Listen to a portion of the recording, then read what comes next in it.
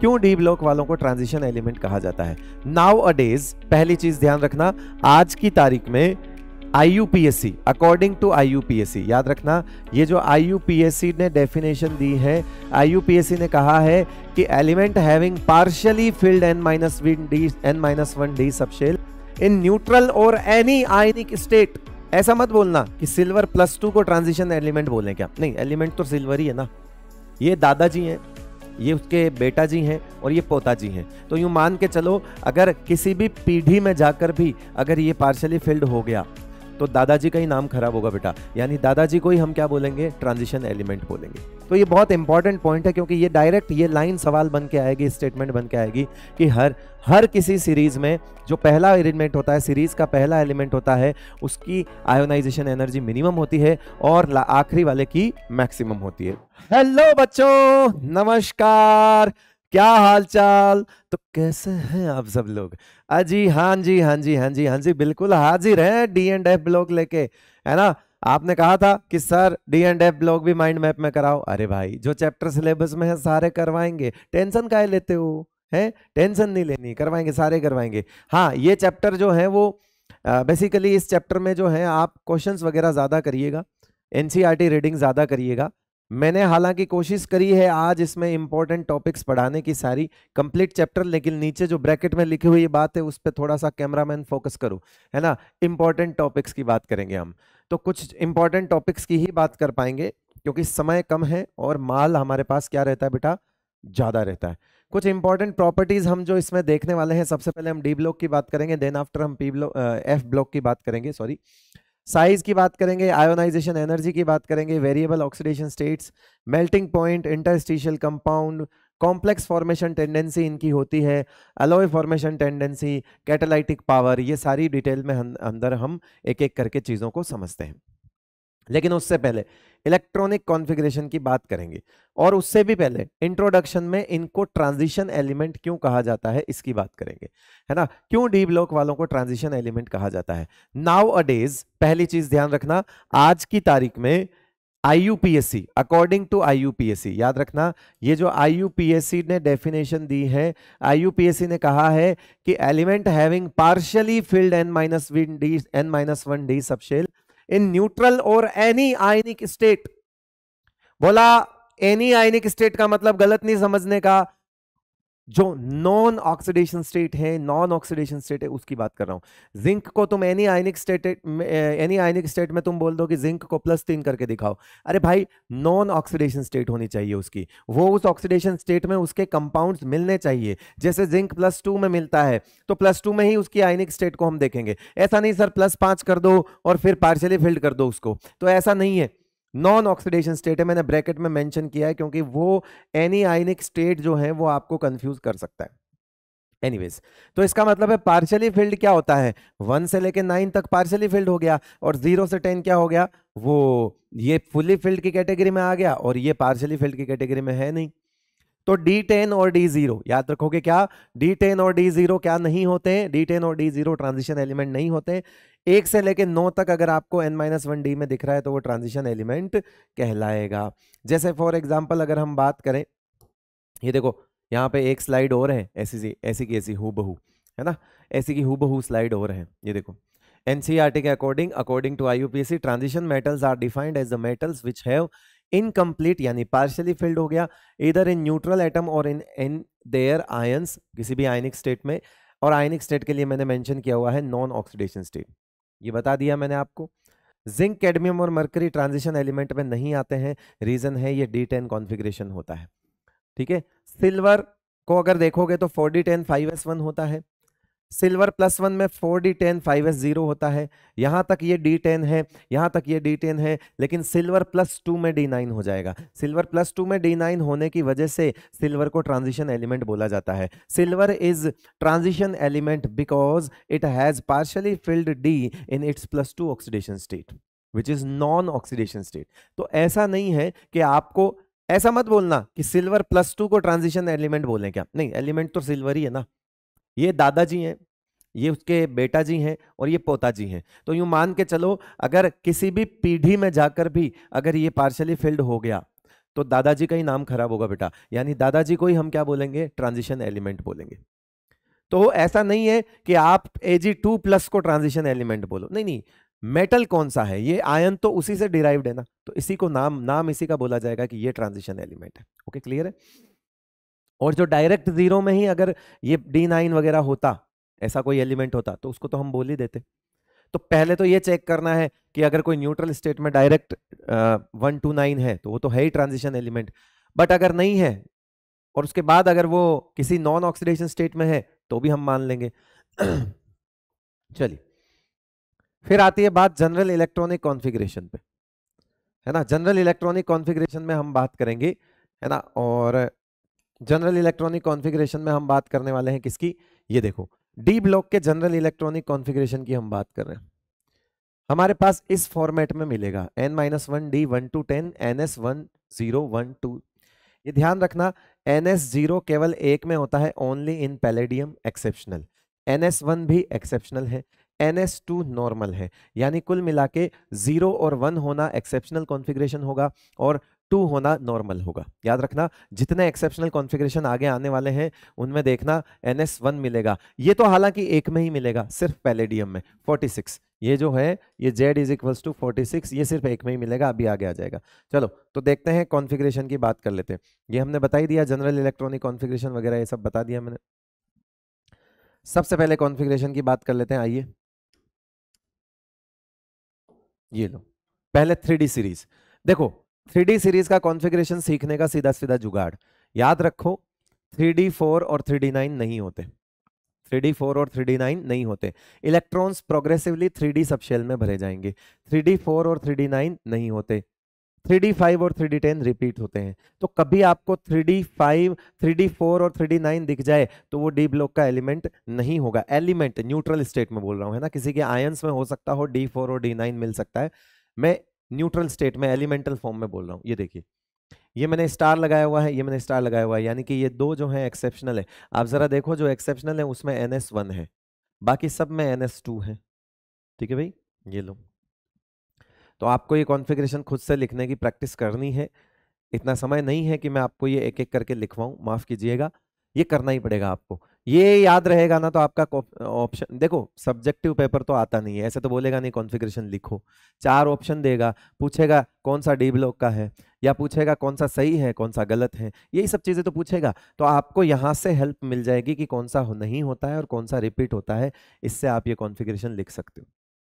ठीक है, सिंपल सा है, मैं हमेशा ऐसे पढ़ाता हूँ। आप अपने हिसाब से 1 2 3 4 5 6 7 8 9 भर दीजिए, उसके बाद आप ये देखिए जो नहीं है उस पर लाइन घुमा दीजिए, उसको 5 बना दो तो 5 अपने आप रिपीट हो गया, उसको 9 को 10 बना दो तो 10 अपने आप रिपीट हो गया। उससे भयानक ये वाला 4D सीरीज। 4D सीरीज में electrons are progressively filled into 4D subshells. Okay, यहाँ 4D3, 4D6 एंड 4D9 तीन नहीं होते, लेकिन इस बात का भी ध्यान रखना बेटा कि रिपीट क्या हो रहा है, इस बात पे भी फोकस करना। ऐसा नहीं है कि 3, 6 और 9 नहीं होते, बस इतना याद रख लिया। रिपीट यहाँ पे भी 5 और 10 ही होंगे। जैसे यहाँ पे अगर बात करें तो सबसे पहले मैं यही सिखाता हूं कि आप एक काम करो, आप नॉर्मल लिख लो। तो सबसे पहले मैं सिखाता हूं कि 1 2 3 4 5 6 7 8 9 10 भर दो, फिर लेके आओ 1 होता है 2 होता है सर 3 नहीं होता, तो मैंने 3 को काट दिया, 3 को काट के इसको 4 कर दिया और 5s1 कर दिया। जैसे ही मैं इसको 4 करूंगा मैं ये देखूंगा कि अगला ऑलरेडी 4 है, लेकिन 4 तो रिपीट नहीं है, तो मुझे इस 4 को भी क्या करना पड़ेगा, 5 करना पड़ेगा। अब मैं देखूंगा कि 5 के बाद वापस 5 आ रहा है बाय डिफॉल्ट, तो 5 रिपीट है, यस। अब इसका मतलब है 3 को 4 बनाया और 4 को भी 5 बनाना पड़ा, क्योंकि अगर मैं 4 को 4 छोड़ देता तो 4 रिपीट हो जाता, तो इसलिए ध्यान रखना रिपीट क्या हो रहा है वो भी देखा जाता है बेटा। फिर आता है 6, ठीक है, 6 नहीं होता, देखो नहीं होता, तो 6 को तुम क्या बनाओगे, 7, लेकिन 7 यहां 7 जैसे ही बनाया, नीचे देखो जो अपने आप ओरिजिनल में 7 था वो भी है, तो 7 और 7 तो रिपीट हो जाएंगे, जबकि 7 तो रिपीट होता ही नहीं बेटा। 7 रिपीट नहीं होता है, इसका मतलब इस 7 वाले को भी 8 बनाना पड़ेगा। इस 7 वाले को जैसे ही 8 बनाया, 8 नीचे एक और 8 आ रहा है, तो 8 और 8 रिपीट हो जाएंगे, वो भी पॉसिबल नहीं है क्योंकि रिपीट में तो सिर्फ 5 और 10 है, तो 8 को भी हमने क्या बना दिया, 9 बना दिया। जैसे ही पहले 9 बनाया मैंने देखा 9 नीचे ऑलरेडी है, अब 9 और 9 रिपीट हो जाएंगे, जो भी संभव नहीं है क्योंकि 9 और 9 भी रिपीट नहीं होते हैं। तो इसलिए मैंने 8 को 9 बनाया, 9 को भी काटा, 9 को डायरेक्ट 10 बनाया और उधर 0 किया। ये वही एलिमेंट है एकमात्र पैलेडियम 46 जिसकी मैं बात कर रहा था, ये 0 होता है, ये इसलिए हो गया। अब देखो 10 रिपीट हो गया नीचे वाले से, हो गया, ठीक है। 9 को हमने 10 बना ही दिया क्योंकि 9 तो होता ही नहीं है, तो हम आगे आए और हमने देखा 9 है तो 9 तो होता ही नहीं है, काट दो, फिर बात खत्म, 10 बना दिया। अब देखो 10 10 10 3 टाइम्स रिपीट हो गया। मैंने ये थोड़ी बोला कि रिपीट कितनी बार होगा, रिपीट रिपीट होता है, कितनी भी बार हो सकता है, ठीक है भाई। तो इसके अंदर सबसे ज्यादा एक्सेप्शनल केस हैं ये वाले, अलग से मेंशन कर दी।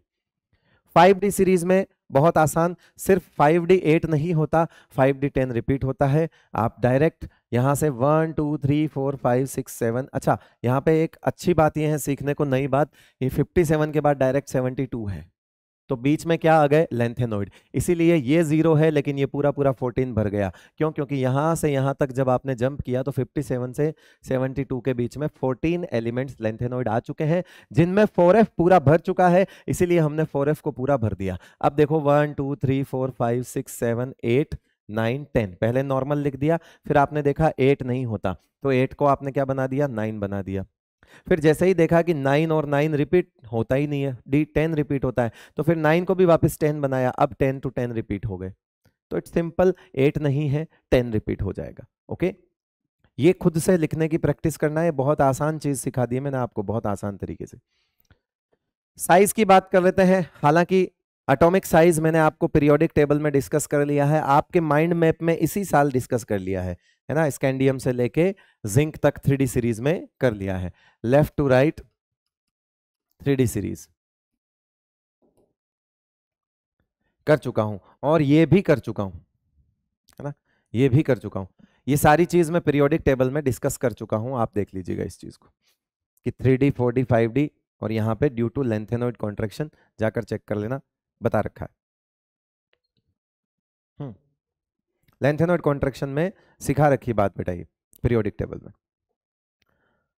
फिर यहां आता है आयोनाइजेशन एनर्जी, यहां क्या आता है बेटा, आयोनाइजेशन एनर्जी।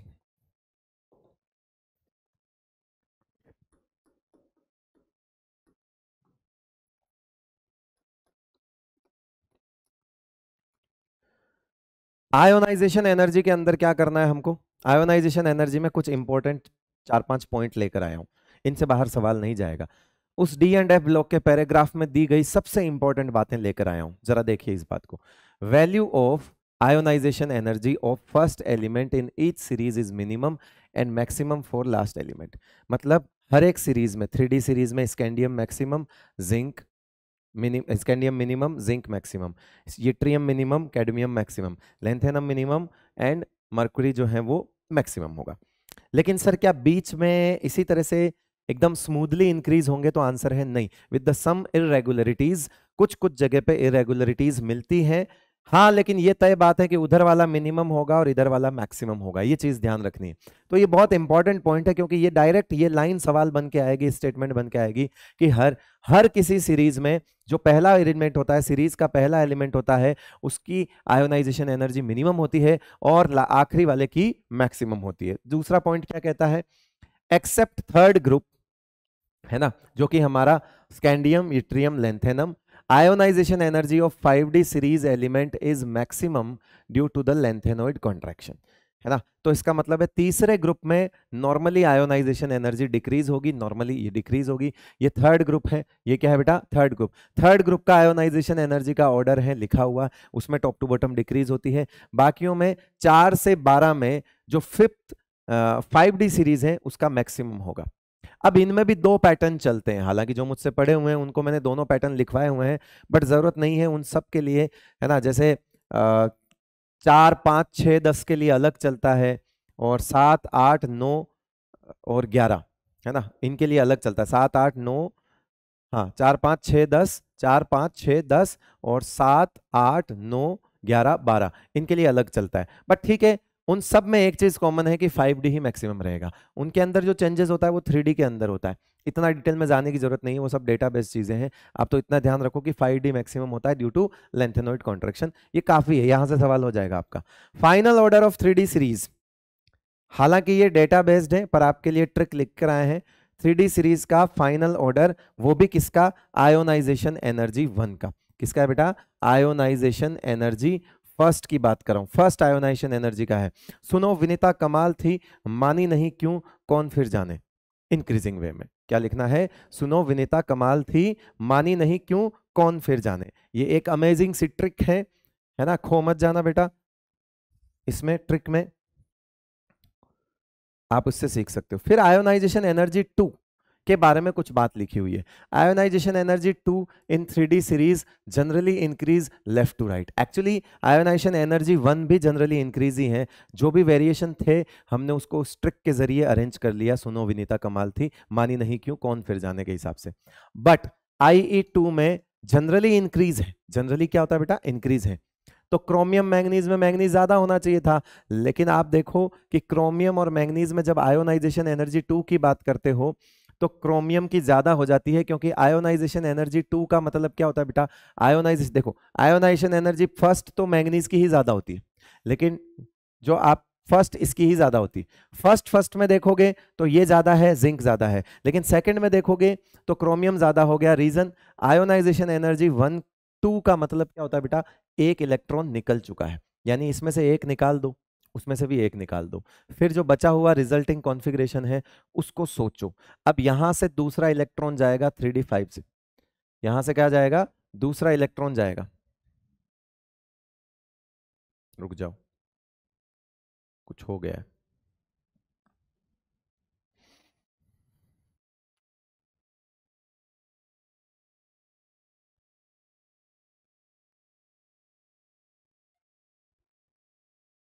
एक सेकेंड, हाँ इसको थोड़ा सा देखना पड़ेगा, हैंग हो गया है बोर्ड, 1 मिनट में लौटते हैं आपके पास। हाँ जी, अब ठीक है, चीज गायब हो गई थी, अब आ गई। तो 3D5 में से इलेक्ट्रॉन निकालोगे तो एनर्जी ज्यादा देनी पड़ेगी, इसलिए सेकंड वाली इसकी ज्यादा हो जाती है। इसी तरह से सेकंड वाली कॉपर की भी ज्यादा हो जाती है, क्योंकि एक एक इलेक्ट्रॉन निकलने के बाद इसमें से 3D में 10 में से इलेक्ट्रॉन निकलेगा। तो स्टेबल कॉन्फ़िगरेशन है, ये फुलफिल्ड है और वो हाफ फिल्ड है, इस वजह से 1 का ऑर्डर तो दोनों का ये रहा, ये 2 का ऑर्डर लिखा हुआ है, ये काफी इंपॉर्टेंट है, इसको ध्यान से देख लेना। फिर उन्होंने उस पैराग्राफ में किसी थर्ड आयोनाइजेशन एनर्जी की भी बात करी है। वो थर्ड आयोनाइजेशन एनर्जी किसकी बात करी है, मैंगनीज और आयरन की थर्ड आयोनाइजेशन एनर्जी की बात करिए, है ना, मैंगनीज और आयरन की थर्ड आयोनाइजेशन। वैसे अगर आप आयोनाइजेशन एनर्जी 1 देखोगे तो मैंगनीज से ज्यादा आयरन आता है और मैंगनीज के बाद ही आयरन आता है, तो जनरली हम लेफ्ट टू राइट इंक्रीज मानते हैं। तो फर्स्ट में तो कोई दिक्कत नहीं है, फर्स्ट में कोई दिक्कत नहीं है। ये रही सेकंड, ये रही क्या, सेकंड, क्यों, क्योंकि यहां पे आपने एक एक इलेक्ट्रॉन कम कर दिया, तो ये 3D5 4s2 था, अब ये 3D5 4s1 हो जाएगा, तो बेसिकली ये IE2 हो गई। फिर IE3 में ये 1 भी गया तो ये 3D5 बन जाएगा। IE2 का मतलब क्या है, रिमूवल। IE2, IE1 का मतलब होता है बेटा पहला इलेक्ट्रॉन निकालना, IE2 का मतलब होता है दूसरा इलेक्ट्रॉन निकालना, यानी एक एक निकाल दो, ऑलरेडी हमने एक एक निकाल दिया इनमें से, S1 S1। तीसरे IE3 का मतलब क्या होता है बेटा, रिमूवल ऑफ थर्ड इलेक्ट्रॉन, हमने एक एक और निकाल दिया, यहां से गया यहां से गया, अब ये बच रहा है 3D6, ये बच रहा है 3D5। अब मैंगनीज भाई साहब आगे हो गए, क्यों, क्योंकि कह दिया मैं तो 3D5 हूं, तो आयोनाइजेशन एनर्जी थर्ड में मैंगनीज आगे आ जाता है। पहली दूसरी सेम है on the basis of Z effective, उसमें कुछ भी लॉजिक नहीं है, नॉर्मल है, जो हम नॉर्मल देखते हैं वही है, left to right increase increase, पहले इंक्रीज दूसरे increase, but the third one is different. Reason, third electron remove करने के लिए 2 इलेक्ट्रॉन जा चुके होंगे, जब 2 इलेक्ट्रॉन मैंगनीज में से निकल जाएंगे तो वो 3D5 बचेगा और ये 3D6 बचेगा, इसलिए मैंगनीज की तीसरी आयोनाइजेशन एनर्जी ज्यादा होती है, क्योंकि तीसरा इलेक्ट्रॉन तुम यहां से हिट करोगे, यहां से रिमूव करोगे, इस वजह से इसको आप इसके हाफ फिल्ड स्टेबल कॉन्फ़िगरेशन को हिट करोगे, दैट्स व्हाई इसकी ज्यादा होती है। फिर ये है, ये तो बहुत बेसिक सी चीज है, स्पिन ओनली मैग्नेटिक मोमेंट जुगाड़, जितना अनपेड इलेक्ट्रॉन उतना पॉइंट समथिंग। मैग्नेटिक मोमेंट का फॉर्मूला ये है, आप चाहो तो लगा लेना इस फॉर्मूले से भी, या जुगाड़ भी लगा लेना, जितना अनपेड इलेक्ट्रॉन उतना पॉइंट समथिंग, जितना अनपेड इलेक्ट्रॉन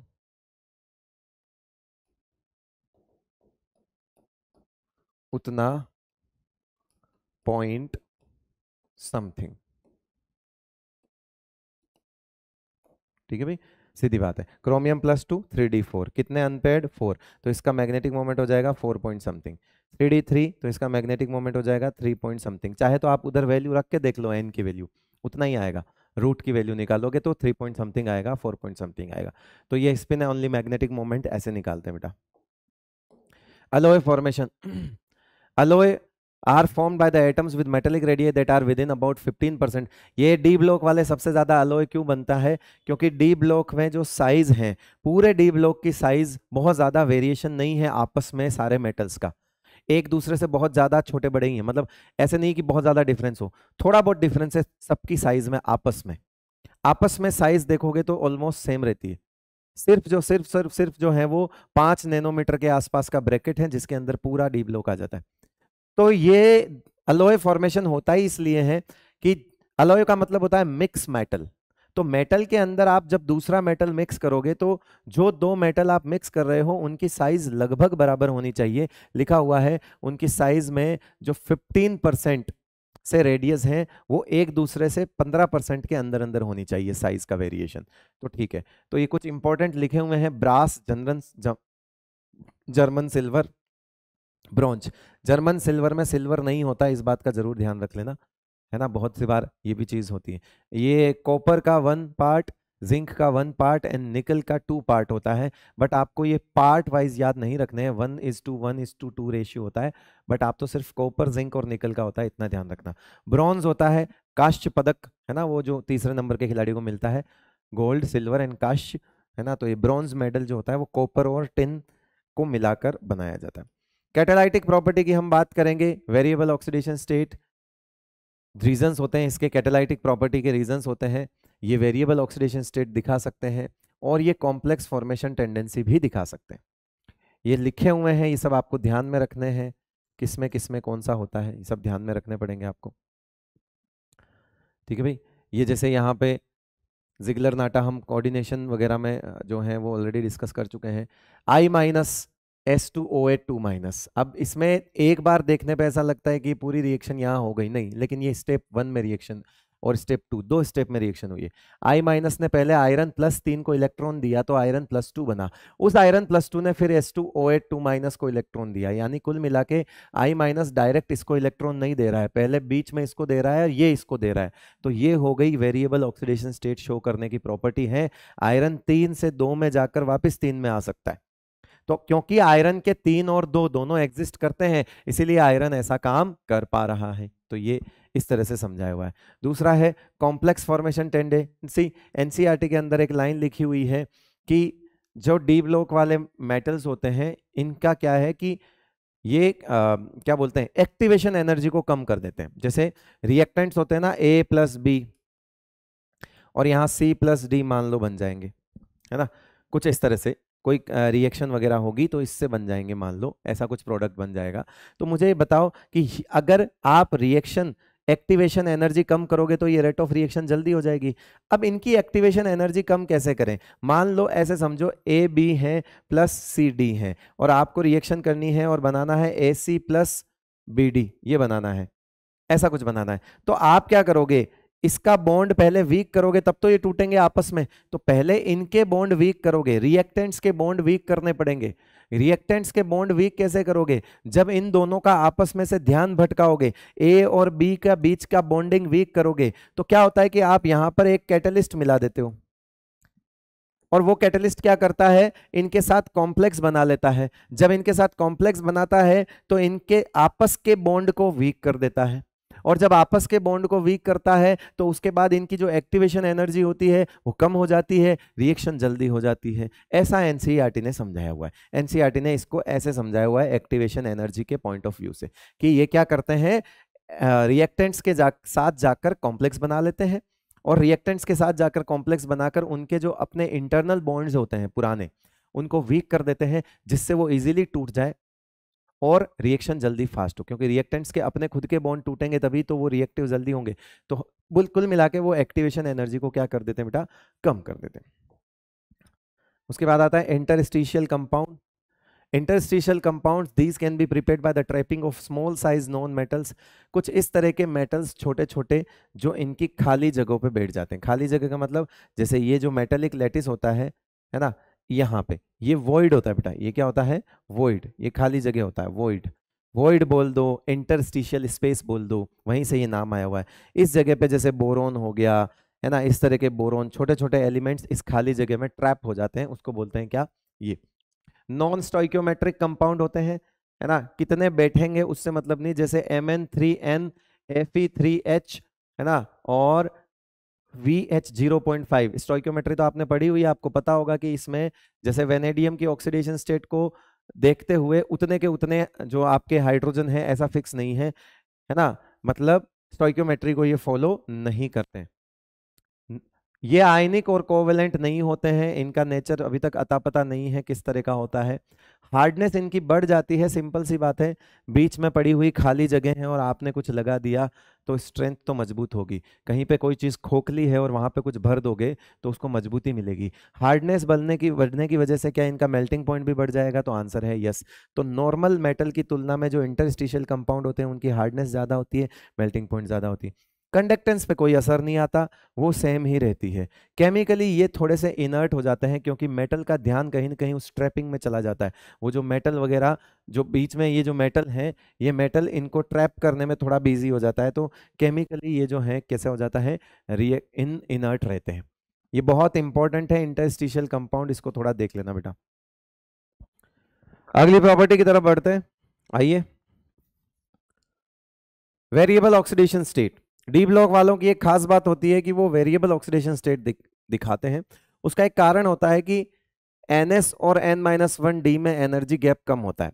जब दो सबशेल्स के बीच में एनर्जी गैप कम होता है तो वहां दोनों सबशेल्स के इलेक्ट्रॉन पार्टिसिपेट कर सकते हैं बॉन्डिंग वगैरह में, रिएक्शंस वगैरह में, इसीलिए वहां पर ऑक्सीडेशन स्टेट ज्यादा आने के चांसेस होते हैं। लाइक एक निकाल दिया तो +1, दो निकाल दिए इलेक्ट्रॉन तो +2, है ना। तो S के हिसाब से तो केवल +2 रहनी चाहिए, तो इसमें तो 2 ही इलेक्ट्रॉन आ सकते हैं तो +2 ही रहनी चाहिए, लेकिन इसके और इसके बीच में एनर्जी गैप कम होता है तो N-1D से भी इसमें से इलेक्ट्रॉन निकलते हैं। इसीलिए कहा जाता है कि इसीलिए तो कहा जाता है कि N-1D जो है इसकी वैलेंस शेल होती है ना, क्यों, क्योंकि इनका एनर्जी गैप कम है और दोनों के इलेक्ट्रॉन पार्टिसिपेट करते हैं बॉन्डिंग में। याद रखना ये जो है ये एग्जिस्ट नहीं करते हैं स्कैंडियम +2 में, आयरन कोबाल्ट +5 में, कॉपर +2 में और क्रोमियम +1 में। कॉपर +2 के लिए एक खास बात लिखी हुई है कि copper +2 is more stable in aqueous medium. वैसे नॉर्मली कॉपर +2 स्टेबल नहीं होता, बट एक्वस मीडियम में स्टेबल होता है। ये कुछ पॉइंट्स यूं मान के चलिए, इंफॉर्मेशंस हैं D&F ब्लॉक में, जो कुछ चैप्टर में दिया हुआ है वो खूब सारी ढेर सारी इंफॉर्मेशन, कलेक्शन ऑफ इंफॉर्मेशन है। बेसिकली D&F ब्लॉक जो चैप्टर है वो एक दूसरे से लिंक ही नहीं करती, कलेक्शंस ऑफ इंफॉर्मेशन है, बहुत सारे डेटा का इंफॉर्मेशन दिया हुआ है, बस वही पढ़ना होता है हमको, इंपॉर्टेंट, उसमें से कुछ भी पूछ सकते हैं। फिर यहाँ पर देखो किस तरह से किसी की ऑक्सीडेशन स्टेट की रेंज निकाली जाती है। ये कभी पूछा गया सवाल तो मैंगनीज के लिए ही पूछा जाएगा। निकाली जाती है NS के तो सारे इलेक्ट्रॉन, NS में जितने इलेक्ट्रॉन हो सब, और N-1D के सारे नहीं, सिर्फ अनपेयर्ड। इसमें तो सारे और इसके अनपेयर्ड। तो जैसे 3D5 4s2 है तो ये तो हो गए सारे 2, तो +2 से लेके इन दोनों को जोड़ दो, 5 और 2, तो ऑक्सीडेशन स्टेट रेंज क्या होती है, Y, यानी NS के इलेक्ट्रॉन से लेकर X + Y, यानी कि दोनों को जोड़ दो, +2 से लेकर 5 + 2 यानी 7, +2 से लेकर 7 तक, तो ये हो जाएगा आपका क्या, +2 to 5 + 2 यानी 2 to 7 Mn+2 to Mn+7 तक इसकी ऑक्सीडेशन स्टेट का रेंज रहता है। वापस एक बार बोलो, क्या, कहां से कहां तक, NS के दोनों, इसके दोनों, मतलब इसके जितने हो वो सब, और इसमें से सिर्फ अनपेयर्ड इलेक्ट्रॉन की हिसाब से ऑक्सीडेशन स्टेट रेंज निकाली जाती है। कभी पूछा तो ये मैंगनीज के लिए ही पूछा जाएगा और किसी के लिए पूछा जाएगा। कॉपर की बात हम कर रहे थे कि कॉपर एक्वस मीडियम में क्यों +2 क्यों ज्यादा स्टेबल होता है, तो जब एक्वस मीडियम में कॉपर जाता है +1 तो ये डिस्प्रपोर्शनेट हो जाता है। ये देखो +1 है और ये भी +1 है, +1 से +2 और 0 दोनों के दोनों +1 है, +1 से +2 यानी ज्यादा हो गया और 0 यानी कि कम हो गया। तो इसका मतलब ये डिस्प्रपोर्शनेट हो गया। तो एक्वस मीडियम में जैसे ही आप कॉपर +1 को डालते हो वो डिस्प्रपोर्शनेट हो जाता है, और डिस्प्रपोर्शनेट होके कॉपर +2 यानी क्यूप्रिक बन जाता है। ये क्यूप्रस होता है, ये क्यूप्रिक होता है। क्यूप्रिक की स्टेबिलिटी ज्यादा होती है एक्वस मीडियम में, रीजन है +2 है तो पानी को ज्यादा पास बुलाएगा, और पानी के साथ ज्यादा अट्रैक्शन होगा, इसको हाइड्रेशन बोलते हैं बेटा। कॉपर +2 के चारों तरफ पानी ज्यादा चिपकेगा, एनर्जी ज्यादा रिलीज होगी, कॉपर +2 की स्टेबिलिटी जो है वो बढ़ जाएगी। पानी के अंदर कॉपर +2 की स्टेबिलिटी ज्यादा होती है बेटा। ये लो,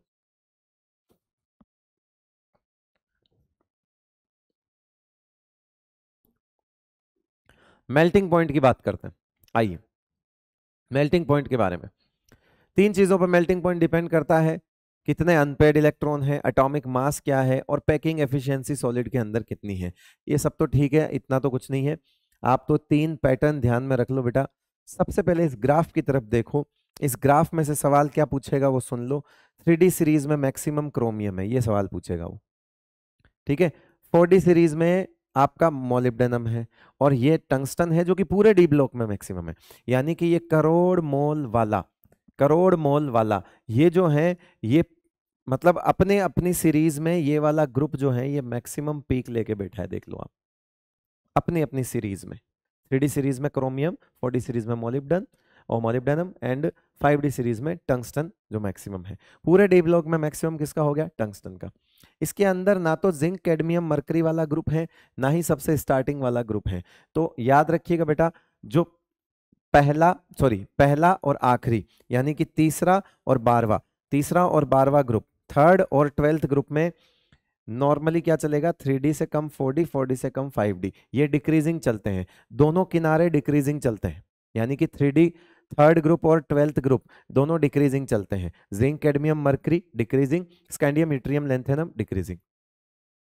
फिर इसका उल्टा बना दो, मतलब एरोज चेंज कर दो, 3D से बड़ा 4D, 4D से बड़ा 5D। ये चलता है 4 से लेके 10 तक ग्रुप का, ये सब 4 से लेके 10 तक ग्रुप का। टाइटेनियम, जिरकोनियम, हॉफनियम ज्यादा, वेनेडियम, नायोबियम, टेंटेलम ज्यादा, क्रोमियम, मोलिब्डेनम, टंगस्टन ज्यादा, है ना, मैंगनीज, टेक्नीशियम, रेनियम ज्यादा, इस तरह से इंक्रीजिंग है। लेकिन 4 से 10 हैं, ये महाराज अलग ही चलते हैं।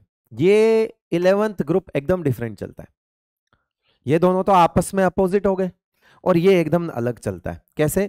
3D से कम 5D और 5D से कम 4D, एकमात्र ग्रुप है इसका। तो मैं बोलूंगा कि आप 3D, 5D, 4D से नहीं, डायरेक्ट याद रख लें, कॉपर से कम गोल्ड और गोल्ड से भी कम सिल्वर होता है।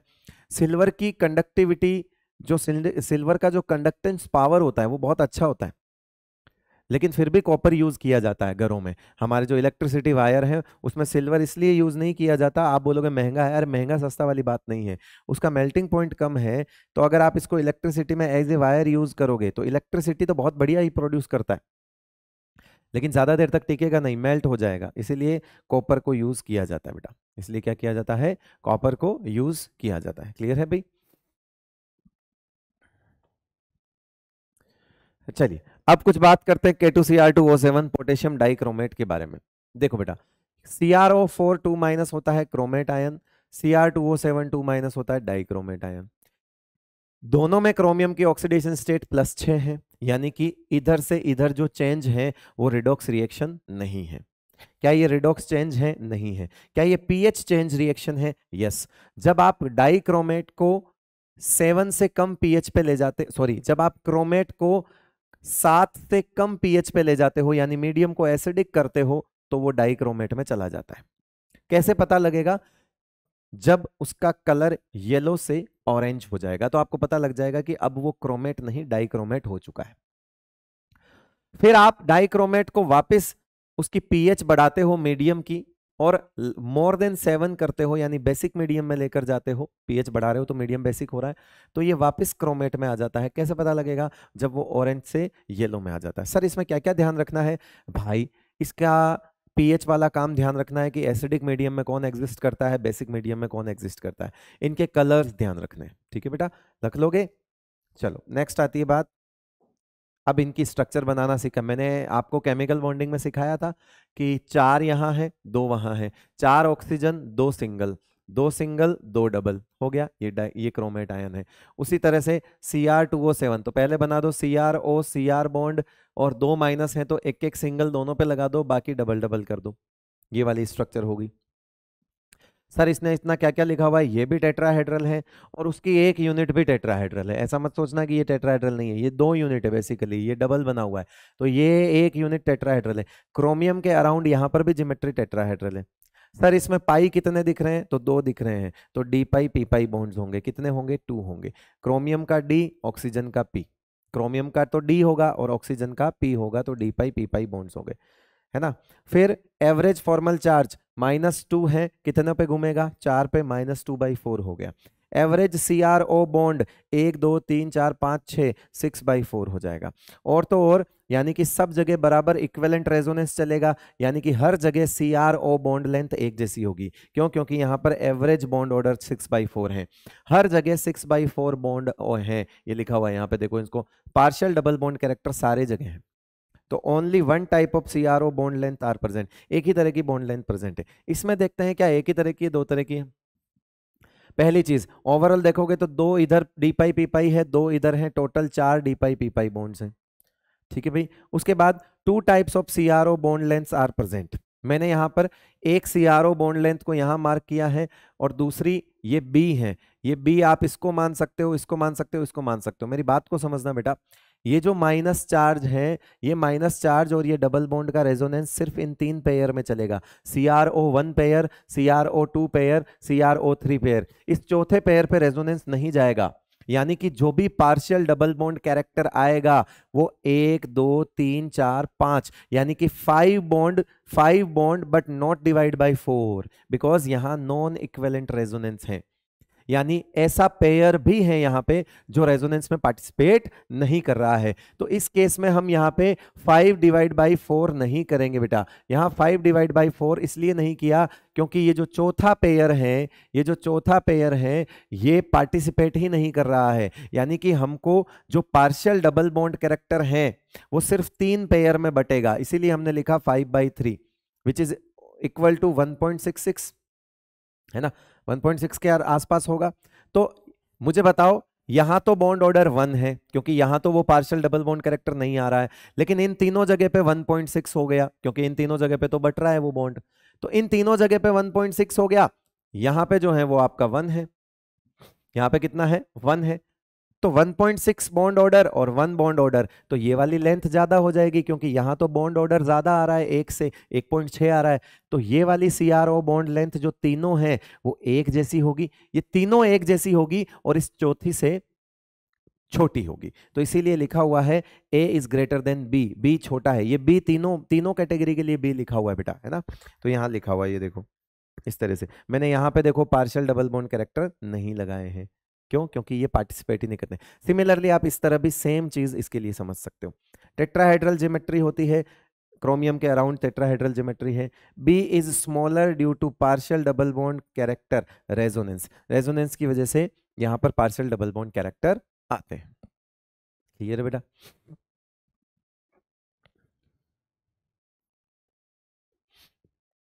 नेक्स्ट, फिर डाइक्रोमेट के लिए, पोटेशियम डाइक्रोमेट और सोडियम डाइक्रोमेट के लिए एक बात लिखी होती है कि ये जो है ना ये हाइग्रोस्कोपिक होता है। तो ये टाइट्रेशन वगैरह में हम यूज करते हैं, टाइट्रेशन करते हैं ना ब्यूरेट पिपेट वाला लेबोरेटरी के अंदर। तो इसको प्राइमरी स्टैंडर्ड के तौर पे यूज नहीं कर सकते क्योंकि ये बार बार अपनी कंसंट्रेशन को चेंज कर लेता है, कारण हाइग्रोस्कोपिक होने के कारण पानी एब्जॉर्ब करता है। पानी एब्जॉर्ब करता है तो हमको हर एक एक्सपेरिमेंट से पहले इसकी कंसंट्रेशन फिर से नापनी पड़ती है। तो बेटर है हम इतनी झंझट क्यों रखें, हम K2Cr2O7 ले लेते हैं, ये हाइग्रोस्कोपिक नहीं होता और इसकी वजह से इसको प्राइमरी स्टैंडर्ड के तौर पे यूज किया जाता है। सवाल कैसा आएगा, जो लिखा है वही आएगा कि कौन सा प्राइमरी स्टैंडर्ड होता है, कौन सा नहीं होता है। ठीक है भाई। फिर बात आती है पोटेशियम पर मैग्नेट की। पोटेशियम पर मैग्नेट को भी आप देखिए किस तरह से, ये होता है मैग्नेट आयन MnO4 2- और ये होता है MnO4- पर मैग्नेट आयन। ये कलर होता है डार्क ग्रीन कलर का और ये स्टेबल होता है बेसिक मीडियम में और ये स्टेबल होता है एसिडिक मीडियम में और ये वॉयलेट और पर्पल कलर का होता है ना, वॉयलेट और पर्पल कलर का होता है मैग्नेट। और ये एसिडिक मीडियम में डिस्प्रपोर्शनेट होता है बेसिकली। ये देखो 6 है, यहाँ पर ऑक्सीडेशन स्टेट कितनी है मैंगनीज की, +6, यहाँ कितनी हो गई +7, यहाँ कितनी हो गई +4। ऑक्सीडेशन स्टेट निकालना तो आती है ना बेटा, है ना, मतलब माइंड मैप देख रहे हो तो इतना तो पता ही होगा। ठीक है, तो ये डिस्प्रपोर्शनेट हो गया एसिडिक मीडियम में। ठीक है भाई। वही सब इसके लिए भी किया हुआ है। यहाँ पे आप MnO4 2 माइनस कैसे बनाओगे, 2 डबल 2 सिंगल -2/4 और एवरेज सब पे बराबर घूमेगा 6/4। ये क्या बनाओगे, यहाँ पे बनाओगे क्या, एक सिंगल 3 डबल, क्योंकि MnO4 माइनस एक ही माइनस है तो ये। अब एवरेज MnO बॉन्ड लोन 7/4 हो जाएगा। यहाँ पे बॉन्ड कितने हैं, 1 2 3 4 5 6 7, 7/4 6/4। इसमें चारों की चारों एक जैसी हैं, इसमें भी चारों की चारों एक जैसी हैं, लेकिन इन दोनों में कंपेयर करूं तो फिर 7/4 की वैल्यू ज्यादा आएगी और 7/4 का बॉन्ड ऑर्डर ज्यादा आएगा। अरे भाई वो 7/4 है, ये 6/4 है, तो रिजल्ट किसका ज्यादा आएगा, इसका ज्यादा आएगा। जब इसका बॉन्ड ऑर्डर ज्यादा आएगा तो इसकी बॉन्ड लेंथ कम आएगी, इसीलिए पर मैग्नेट की बॉन्ड लेंथ क्या होती है, कम। रीजन क्योंकि बॉन्ड ऑर्डर क्या होता है, ज्यादा होता है, उसका बॉन्ड ऑर्डर कितना होता है, ज्यादा होता है, इसीलिए बॉन्ड लेंथ कम होती है। दिख रहा है बॉन्ड ऑर्डर क्यों ज्यादा है, ठीक है। 3 D pi p pi bonds हैं दिख रहे हैं, 2 D pi p pi bonds हैं दिख रहे हैं, और एज सच इसमें मेरे ख्याल से पूरी तरह से ये रिवाइज हो चुका है। ये रिवीजन की सीरीज है, एक बार फिर से क्लियर कर देता हूं मैं, ये रिवीजन की सीरीज है। कोई भी 1 घंटे आधे घंटे में इस तरह से डी एंड एफ ब्लॉक नहीं पढ़ा सकता है ना। 1 घंटा हो गया, 45 मिनट में इस तरह से डी ब्लॉक वगैरह, 50 मिनट में डी ब्लॉक, ये नहीं, ये रिवीजन ही हो सकता है सिर्फ, और वो भी तब जब पहले से लिखा हुआ हो तो रिवीजन करवा दे। ऐसे में लिख कर पूरा सब कुछ देखने लग जाऊंगा तो कंटेंट में कमी करनी पड़ेगी, नुकसान आपका होगा। यस, MnO4 2 माइनस में 3D14S0 होता है, ये पैरामैग्नेटिक होता है, डार्क ग्रीन कलर का होता है। ये जो आपका होता है ये +7 होता है, ये 0 है, डार्क पर्पल कलर का होता है। ये आपका N0 है, डायामैग्नेटिक होता है। बट एनसीईआरटी ने एक बात लिखी और लिख के भाग गया, कहता है कि but temperature dependent weak paramagnetism, अगर आप टेम्परेचर को चेंज वेंज करो तो इसमें थोड़ा थोड़ा पैरामैग्नेटिज्म दिखाई देता है, बट वो हमारे बियॉन्ड द डिस्कशन वन। उन्होंने वहां पे वापस वो भी लिखा कि इस लेवल पे इसकी बात करना जो है वो सही नहीं है। अरे तो भाई थोड़ी सी बात भी क्यों बोल के गए यार, मत बोलते जब इस लेवल पे तुमको बताना नहीं है डिटेल में आगे जाके। तो ठीक है, मैंने भी उतना ही लिख दिया जितना एनसीईआरटी ने लिखा हुआ था। वैसे तो डायामैग्नेटिक होता ही है, दिख रहा है हमारे अकॉर्डिंग तो, बट अगर टेम्परेचर में कम ज्यादा करोगे तो इसमें कुछ थोड़ा थोड़ा पैरामैग्नेटिज्म दिखाई देता है।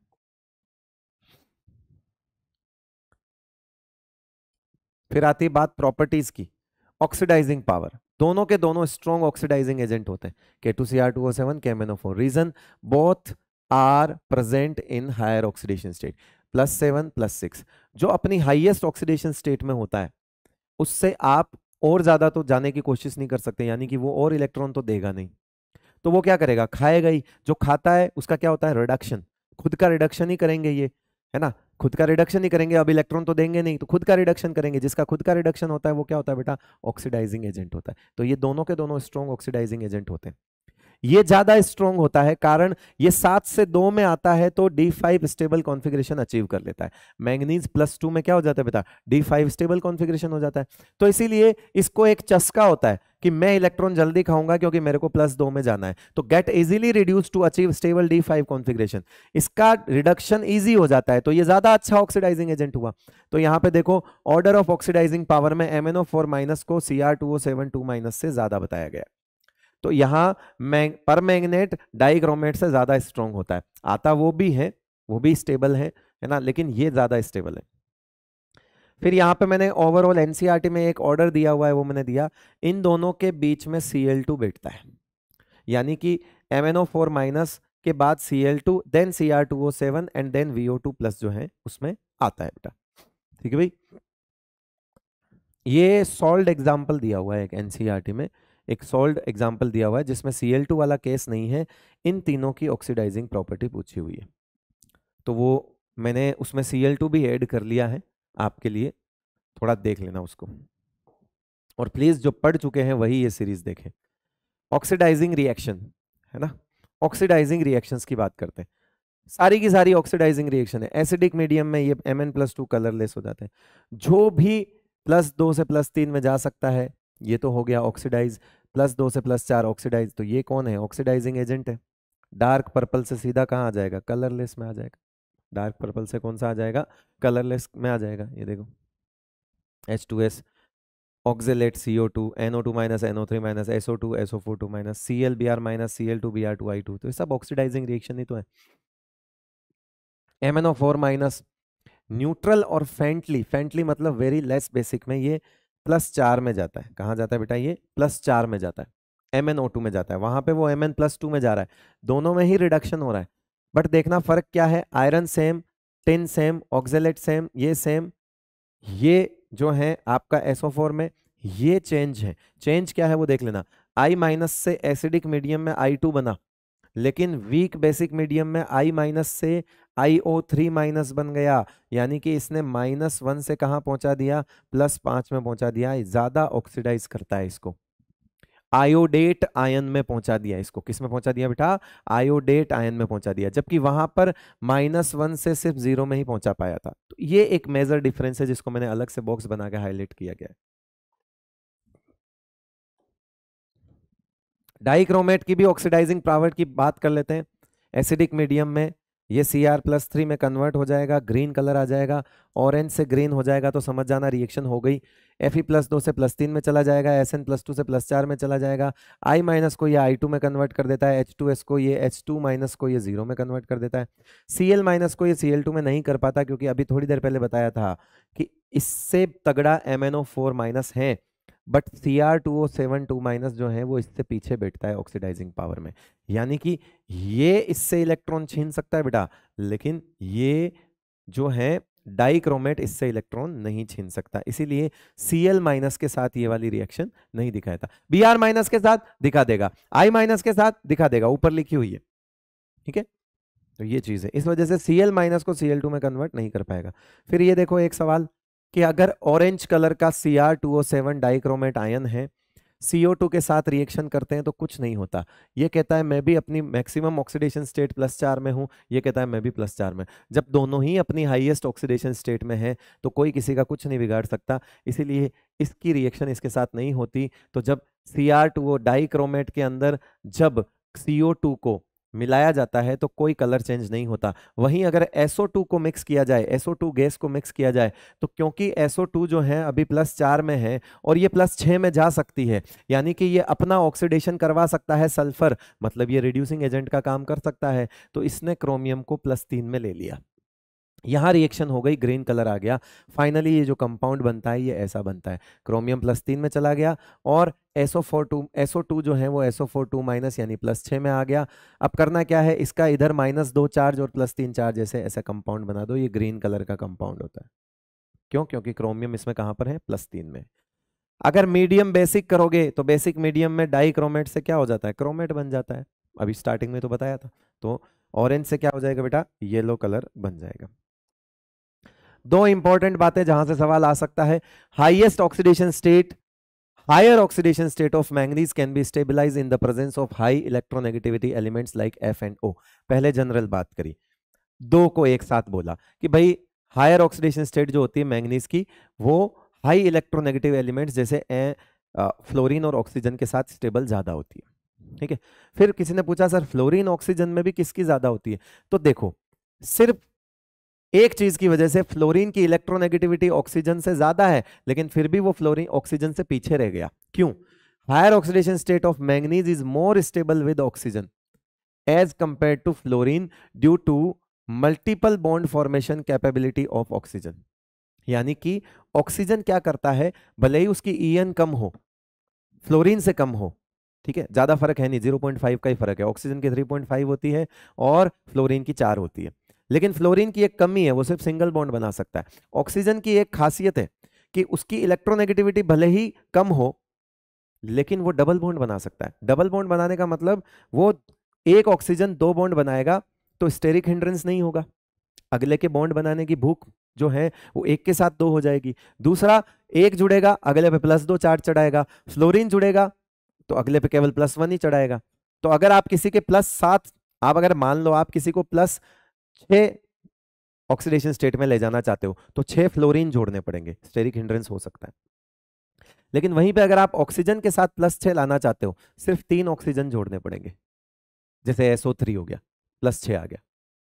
क्यों? क्योंकि हर कोई ऑक्सीजन डबल बॉन्डेड बना सकता है। तो मल्टीपल बॉन्ड बनाने की वजह से ऑक्सीजन और आगे निकल जाता है। ये देखो, MnF2 ठीक है, एग्जिस्ट करता है, 3 4 तक एग्जिस्ट करता है, 5 6 और 7, 5 फ्लोरीन 6 फ्लोरीन 7 फ्लोरीन जो है वो एग्जिस्ट नहीं कर पाएंगे due to steric crowding, number ज्यादा हो जाएगा। अगर नंबर ज्यादा हो जाएगा तो फिर क्या होता है, MnO2 एग्जिस्ट करता है, Mn2O3 एग्जिस्ट करता है, Mn3O4, Mn2O7, MnO3 जो है वो एग्जिस्ट करता है। इस तरह के कंपाउंड, ऑक्सीजन जो है वो नंबर में कम जुड़ता है लेकिन अगले की ऑक्सीडेशन स्टेट को ज्यादा बढ़ाता है, इसीलिए स्टेरिक क्राउडिंग नहीं होने देता। जुड़ेंगे कम, चार्ज ज्यादा चढ़ाएंगे, तो ये तो फायदा हो गया, कम जुड़ के फायदा मिल रहा है, तो इसीलिए इसको मल्टीपल बॉन्ड के हिसाब से आगे किया जाता है। दूसरा इसके अंदर जो सवाल आ सकता है, एनसीईआरटी एग्जाम्पलर में भी ये सेम सवाल दिया हुआ है कि इनर्ट पेयर इफेक्ट, आप लोगों ने पी ब्लॉक में कभी नाम सुना होगा, अभी तो खैर नहीं पढ़ा मैंने, पढ़ाया, लेकिन हाँ क्योंकि ये रिवीजन सीरीज है तो पहले कभी तो पढ़ा ही होगा। इनर्ट पेयर इफेक्ट में लोअर ऑक्सीडेशन स्टेट की स्टेबिलिटी इंक्रीज होती है टॉप टू बॉटम जाने पे, और वो पी ब्लॉक में होता है। यहां पे उल्टा होता है, यहां पर हायर ऑक्सीडेशन स्टेट की स्टेबिलिटी बढ़ती है, उल्टा, which is inverse of inert pair effect. तो यानी कि +6 इसका करोड़ मोल वाला टॉप टू बॉटम है, +6 +6 +6। अब आपसे पूछूं किन दोनों का +6, किसका +6 सबसे कम स्टेबल, ऊपर वाले का, इसका ज्यादा स्टेबल, इसका सबसे ज्यादा स्टेबल। एनसीईआरटी ने साफ साफ लिखा हुआ है कि ये दोनों ऑक्सीडाइजिंग की तरह काम नहीं कर सकते, ये दोनों ऑक्सीडाइजिंग एजेंट की तरह काम नहीं कर सकते, है ना। तो ये देखो CrO3 +6, MoO3, WoO3 more stable in +6 state, can not act as oxidising agent. ये एनसीईआरटी एग्जाम्पलर का क्वेश्चन है, ये दोनों नहीं कर सकते, ये कर जाता है। लेस स्टेबल है तो इजीली रिड्यूस हो जाएगा, किसी की +6 कम स्टेबल है इन दोनों से तो वो इजीली रिड्यूस हो जाएगा, तो ये ऑक्सीडाइजिंग एजेंट का काम कर जाता है। आते हैं F ब्लॉक की तरफ, D ब्लॉक हमारा खत्म है बेटा, है ना। एनसीईआरटी रीडिंग आपको लगानी पड़ेगी, और अगर कुछ छोटी मोटी बातें रह भी जाती है तो वो आपको देखनी पड़ेगी, किसमें किसमें, नोट्स में। कौन से नोट्स में, डिटेल्ड बैच में, जहां पे पढ़ाया हुआ है वहां देखनी पड़ेगी, यहां पे संभव नहीं है। Electronic configuration, ionisation, enthalpy, size वगैरह जितना कुछ है हम सब एक साथ देख लेंगे। ये देखो इलेक्ट्रॉनिक कॉन्फ़िगरेशन की बात करें तो जनरल इलेक्ट्रॉनिक कॉन्फ़िगरेशन इनका N-2 F0 to 14, N-1 D 0 और 1 NS2। NS2 कभी नहीं हिलेगा, ये ऐसा ही रहेगा। इसमें 0 और 1 है, 0 वाले नॉर्मल है, 1 कभी कभी आ गया तो वो एक्सेप्शनल हो जाएगा। एक चीज और है, ये N-1 D2 भी होता है, यानी कि यहाँ पे D2 भी होता है, D2 भी होता है। ये D2 किसके लिए होता है, 6D2 किसके लिए था, only for one element and that is thorium, है ना। Z इज इक्वल्स टू 90, जिसका एटॉमिक नंबर कितना है, 90 है। 90 एक्टिनोइड होता है, पहला एक्टिनोइड है बेटा, उसमें ये D2 भी होता है। तो ये 0 और 2 जो है, 1 और 2 जो है ये एक्सेप्शनल है ना। इफ 1 और 2 जो है एक्सेप्शनल होता है, ये देख लो, अगर 1 है और 2 है तो एक्सेप्शनल है, और 2 के लिए मैंने एक सिंपल एलिमेंट बता रखा है। ये कॉन्फ़िगरेशंस हैं, थोड़ा देखना पड़ेगा आपको, ठीक है भाई। सिंपल सा तरीका है, ज़ीनॉन 54 होता है, सब में भरना है, 6s2 भी सब में भरना है, यानी 56 तो सब में भरने हैं, और फिर एटॉमिक नंबर में से बचे हुए जो इलेक्ट्रॉन हैं वो आप F में डाल सकते हो, मगर इस बात का ध्यान रखना है कि सिनेमा गदर लुट गई, इनको D1 देना है। 58, 64, 71 क्या लिखोगे, सिनेमा गदर लुट गई, याद रहेगा बेटा, सिनेमा गदर लुट गई, ये ध्यान रखना बेटा, है ना। सिनेमा गदर लुट गई जो है उसमें D1 रखना है, और बाकी जो डिफरेंस इलेक्ट्रॉन है, सर डिफरेंस इलेक्ट्रॉन का मतलब, लेट सपोज यहां पे 60 है तो मैं 56 तो भर ही दूंगा। अब 60 में से 56 मैंने भर दिए, कैसे, ये 54 हो गया, ये 2 हो गया, ठीक है, बचे कितने, 4, तो वो 4 F में डाल दूंगा। सर डी में क्यों नहीं डाले, क्योंकि डी में सिर्फ यहीं जाएंगे एक एक, तो बचे हुए F में डाल दो। तो इनमें D 0 रहे, इनमें D1 होता है, बाकियों में D 0 होता है, और बाकी जितने बचे हुए इलेक्ट्रॉन है वो 4F में भरने हैं, आपका कॉन्फ़िगरेशन पूरा तैयार हो जाएगा। आप दूसरे तरीके से भी सीखना चाहते हो तो ये रहा दूसरा तरीका, F0 F2 F8 नहीं होता है, F7 F14 रिपीट होता है, आप चाहो तो इससे भी ध्यान रख सकते हो। सेम चीज एक्टिनोइड के साथ भी है, दोनों तरह के जुगाड़ बताए हुए हैं। इसमें भी 88 तो भरने ही है, 86 + 2, उसमें जिस तरह से 56 भरने थे, इसमें 86 + 2 88 तो भरने ही है। फिर इसके अंदर तुम्हें ये ध्यान रखना कि थोरियम अलग केस है, D2, इनमें D1, इनमें सब में क्या, D1, बाकी फिल इन, जो फिल रिमेनिंग इलेक्ट्रॉन्स हैं वो 5F में भरो, जो डिफरेंस निकलेगा इनमें से बचे हुए इलेक्ट्रॉन्स का वो आप 5F में भर सकते हो। ये कॉन्फ़िगरेशन तैयार हो जाएगा। खास तौर से एक्सेप्शनल कॉन्फ़िगरेशन का ध्यान रखें, वो पूछे जाते हैं डायरेक्ट पूछे जाते हैं एक्सेप्शनल कॉन्फ़िगरेशन, इस चीज का ध्यान रखें। इसमें से इन सब कॉन्फ़िगरेशन में से एकमात्र इंपॉर्टेंट कॉन्फ़िगरेशन है गैडोलिनियम, इसका खास तौर से ध्यान रखें, बस और कुछ नहीं है, यही पूछा जाता है हर बार। आयोनाइजेशन एनर्जी की बात करते हैं। लेंथेनॉइड की फर्स्ट आयोनाइजेशन एनर्जी 600 किलोजूल पर मोल के आसपास होती है और Ie2 जो है वो 1200 किलोजूल पर मोल के आसपास होती है। These values are similar to the calcium, उसकी पहली और उसकी दूसरी के सिमिलर होती है। तो ये एनसीईआरटी में एक पॉइंट लिखा हुआ है तो मैंने लिख दिया, इसके अलावा कुछ फाइनल ऑर्डर वगैरह तो लिखना नहीं है। वैल्यूज ऑफ आयोनाइजेशन एनर्जी 3, अब समझना, वैल्यूज ऑफ आयोनाइजेशन एनर्जी 3, तीसरी आयोनाइजेशन एनर्जी किसके लिए? Lanthanum, gadolinium and lutetium. वापस सुनो, lanthanum, gadolinium and lutetium is abnormally low. Sir lanthanum को यहाँ क्यों लाए? वो तो डी ब्लॉक का एलिमेंट है। भाई उसकी पोजीशन डी ब्लॉक की है, लेकिन उसकी प्रॉपर्टीज वगैरह जब हमको पढ़नी है तो हम उसको एफ ब्लॉक में ही पढ़ेंगे। तो लेंथेनम जो है वो आपका आयोनाइजेशन एनर्जी 3 का मतलब क्या है पहले तो ये बताओ। अभी थोड़ी देर पहले बताया था आयोनाइजेशन एनर्जी 3 का मतलब तीसरा इलेक्ट्रॉन निकालना है, यानी 2 इलेक्ट्रॉन निकल चुके होंगे। अब आप खुद सोचो, इसमें से 2 इलेक्ट्रॉन जाएंगे, फिर तीसरा इलेक्ट्रॉन यहां से जाएगा, पहले 2 इलेक्ट्रॉन यहां से जाएगा, तीसरा इलेक्ट्रॉन यहां से जाएगा। इसको पता है कि मैं तीसरा इलेक्ट्रॉन देते ही इनर्ट गैस बन जाऊंगा क्योंकि ये तो खाली है, तो सिर्फ जीनोन बन जाएगा ये, तो इसीलिए ये तीसरा इलेक्ट्रॉन तुरंत दे देता है। तो इसीलिए आयोनाइजेशन एनर्जी 3 जो है वो लेंथेनम की एबनॉर्मली लो हो गई। कारण क्यों? क्योंकि lanthanum will achieve inert gas configuration after the removal of third electron. So the IE3 low means removal of third electron is easy. तीसरी आयोनाइजेशन एनर्जी कम होने का मतलब है आसानी से तीसरा इलेक्ट्रॉन निकल जाना। तो यहां से 2 निकले, फिर तीसरा आसानी से इसलिए निकलता है क्योंकि पीछे उसको इनर्ट गैस बनना है तो तुरंत तीसरा दे देगा। ये चीज यहां भी सोचो, इसने 2 दिए, फिर तीसरा आसानी से दे देगा क्योंकि पीछे इसको हाफ फिल्ड बनना है। तो गैडोलिनियम के लिए हाफ फिल्ड बनने वाली बात आ गई, उसके लिए इनर्ट गैस बनने वाली बात आ गई।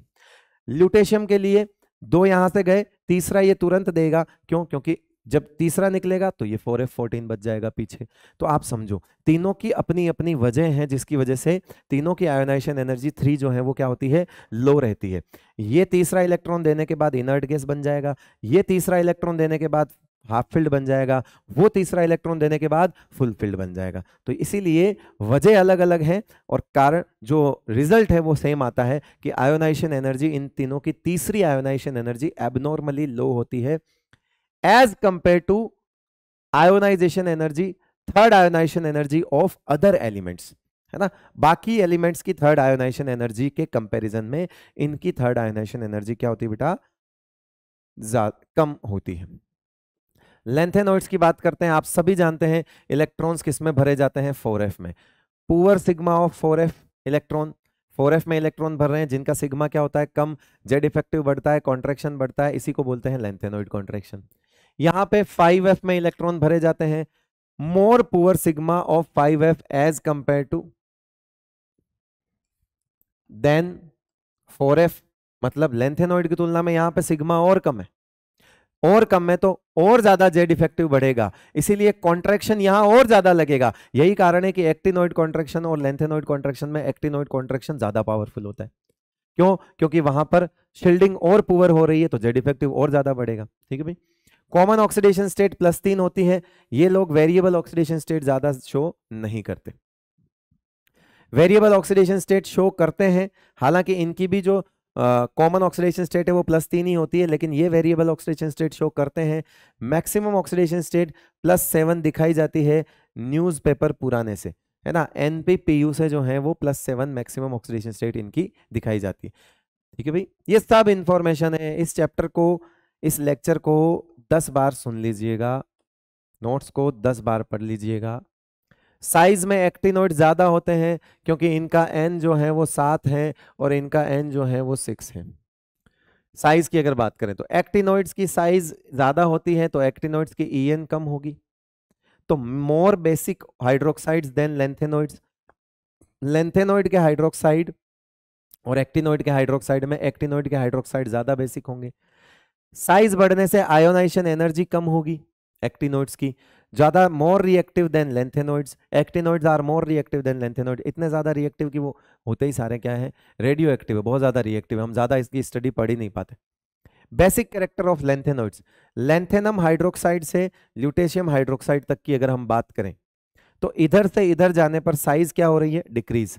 सर आपने ये साइज तो बताई नहीं, पीरियोडिक टेबल का लेक्चर देखना बेटा, वहां पर मैंने लेंथेनम से लेके ल्यूटेशियम तक सारी साइज बता रखी है, 0 स्टेट में भी बता रखी है और +3 में भी बता रखी है। आप माइंड मैप का यहीं पर पीरियोडिक टेबल जाकर नोट्स चेक करना, उसमें मिल जाएगी। साइज कम, EN ज्यादा, एसिडिक स्ट्रेंथ ज्यादा तो बेसिक स्ट्रेंथ कम। तो आपसे पूछा जाए कि ये बेसिक ज्यादा है या कम है, तो आंसर है ये ज्यादा बेसिक है, ये कम बेसिक है, ये कम एसिडिक है, ये ज्यादा एसिडिक है। इलेक्ट्रोनेगेटिविटी के कॉन्सेप्ट में पीरियोडिक टेबल में सिखाया था बेटा ये चीज। कुछ इंपॉर्टेंट बातें कर लेते हैं और 3 स्लाइड है, ये देखो। Almost all trivalents M3+ ions of lanthanoids are coloured, है ना, कलर्ड होते हैं, लेंथेनॉइड्स जो हैं वो कलर्ड होते हैं। Almost all trivalents M3+ ions of lanthanoids are coloured. ये कलर क्यों होते हैं, कुछ लालू को छोड़ के सारे के सारे +3 के कलर होते हैं। कौन से कलर होते हैं वो कभी याद नहीं रखने, कलर्ड और कलरलेस दो चीजें ध्यान रखनी। लालू कलरलेस होता है, लालू क्या होता है बेटा, कलरलेस। ला +3 लू +3 लालू, ठीक है। फिर लालू देखो यहाँ पर क्या है, लालू डायामैग्नेटिक भी होता है, तो लालू कॉमन हो गया हमारे, लेकिन डायामैग्नेटिक में आपको सीरियम +4 और ये जो YB+2 है इसका भी ध्यान रखना पड़ेगा।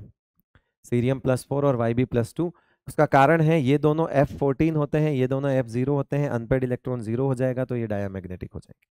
जब आप लेंथेनम में से 3 इलेक्ट्रॉन निकालोगे तो कोई अनपेड इलेक्ट्रॉन नहीं बचेगा। इसी तरह से जब आप सीरियम में से +4 निकालोगे तब भी नहीं बचेगा। YB में से जो है निकालोगे 2 तब 14 हो जाएंगे।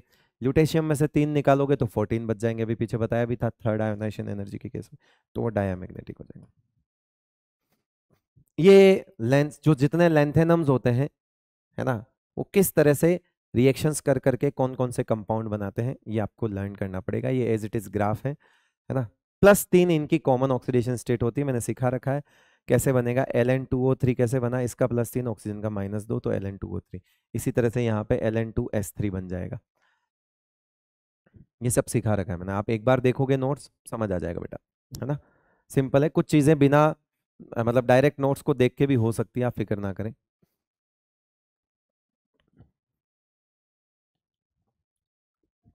एक पॉइंट एनसीईआरटी में दिया हुआ है कि सीरियम +4 और सीरियम +3, आपको पता है कि सीरियम +4 में जो है वो जो आपका क्या बोलते हैं F0 होता है, ये देखो पीछे लिखा हुआ है। सीरियम +4 स्टेबल कॉन्फ़िगरेशन अचीव कर लेता है, इनर्ट गैस का कॉन्फ़िगरेशन अचीव कर लेता है, फिर भी ये +3 में ज्यादा स्टेबल क्यों होता है, और इसकी E0 वैल्यू भी पॉजिटिव आती है, यानी इधर से इधर जाना इसके लिए आसान है। ऐसा क्यों, उसका कारण है वो ये सुनो। इसका कारण है कि सीरियम +4 और ये जो Tb+4 है ये ऑक्सीडाइजिंग एजेंट का काम क्यों करते हैं, क्योंकि ये +4 से +3 में जाते हैं। रीजन है सारे लेंथेनॉइड्स +3 में जाना चाहते हैं, है ना। क्या लिखोगे, रीजन क्या है, सारे लेंथेनॉइड्स, ऑल लेंथेनॉइड्स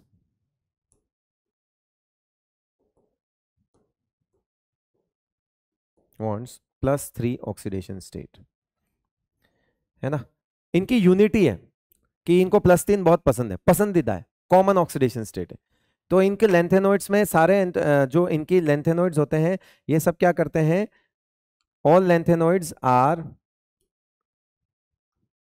या इसको डायरेक्ट लिख दो, लेंथेनॉइड्स आर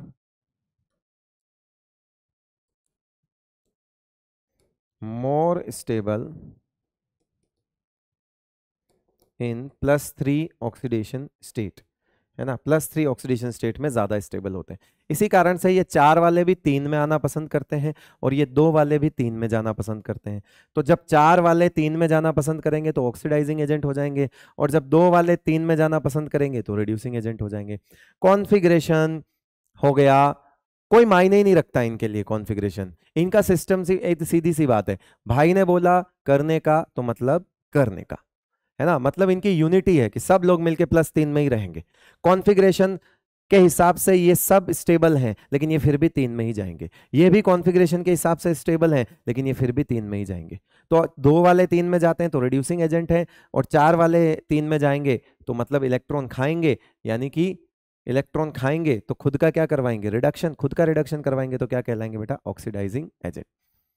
सीरियम +4 इतना अच्छा ऑक्सीडाइजिंग एजेंट है कि ये पानी को ऑक्सीडाइज कर सकता है, लेकिन फिर भी आप एक्वस मीडियम में इसको एनालिटिकल रिएजेंट के तौर पे कैसे यूज कर सकते हो? सर ये पानी को ऑक्सीडाइज कर देगा तो फिर तो दिक्कत हो जाएगी। तो ऐसा नहीं है, वो थर्मोडाइनेमिकली ऑक्सीडाइज कर सकता है, बट काइनेटिक्स ये कहती है कि इनकी रेट ऑफ रिएक्शन बहुत स्लो है, इसीलिए आप यूज कर सकते हो।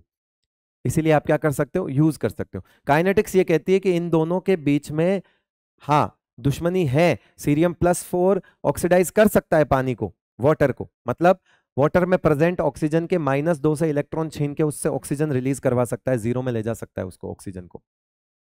फिर भी इसको एनालिटिकल रिएजेंट में एक्वस मीडियम में यूज किया जाता है। द रीजन बिहाइंड इट कि दोनों देर लगाते हैं, कर तो देंगे पर इतनी देर लगाते हैं कि जब तक हमारा काम टाइट्रेशन वगैरह जो है वो हो जाएगा, इसीलिए यूज कर सकते हो। काइनेटिकली वेरी स्लो रिएक्शन है। चलिए भाई, तो ये था आपका जो D and F block chapter, complete D and F block chapter. मैं कह रहा हूं मैंने 100% कवर नहीं किया है, बट मैंने 95% के आसपास इस चैप्टर को कवर किया है। आप एनसीईआरटी की रीडिंग जरूर लगाइएगा, उसके बाद आपको ये चैप्टर पूरी तरह से समझ आ जाएगा। तो बार बार मेरे नोट्स रिवाइज करें, एनसीईआरटी की रीडिंग लगाएं, रीडिंग नोट्स इस चैप्टर पर एकदम पकड़ बना लें। जो मोस्ट इंपॉर्टेंट पॉइंट्स थे वो मैंने डिस्कस कर लिए हैं। चलिए, बहुत बहुत शुक्रिया आपका, थैंक यू सो मच, नमस्कार।